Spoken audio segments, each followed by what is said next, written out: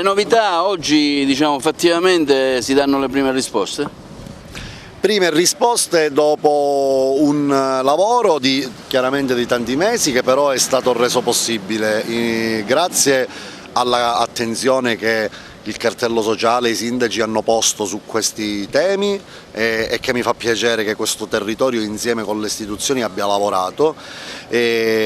Un buon lavoro anche da parte di tutti i deputati regionali e nazionali della zona, che hanno dato anche il giusto supporto, perché poi le cose devono essere anche raccontate con gli impegni che avvengono nelle aule parlamentari, e sicuramente li hanno visti davvero tanto all'opera. E poi devo dirvi che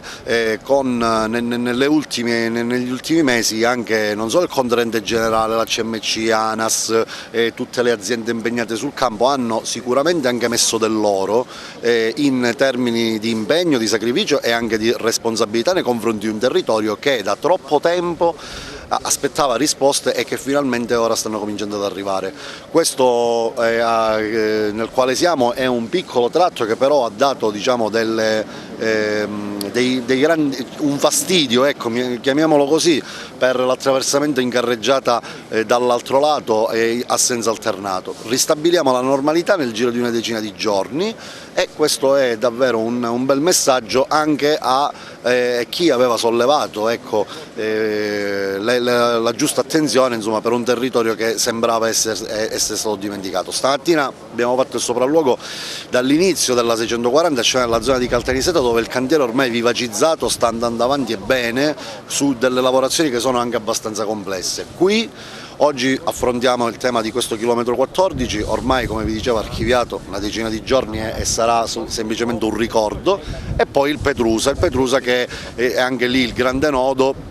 che dobbiamo affrontare. Lì abbiamo questa deadline di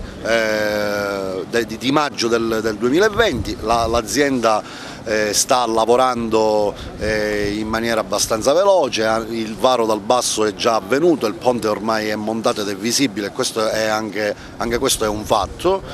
e andiamo avanti adesso con le ulteriori lavorazioni che devono mettere in piedi le predalle, tutta la parte strutturale di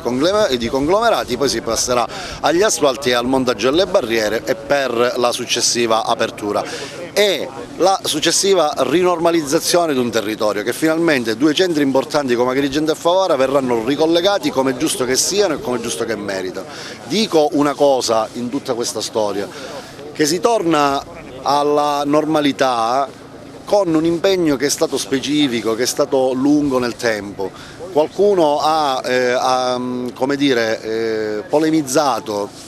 Per carità, ci può anche stare, le critiche fanno soltanto bene e possono fare crescere, dicendo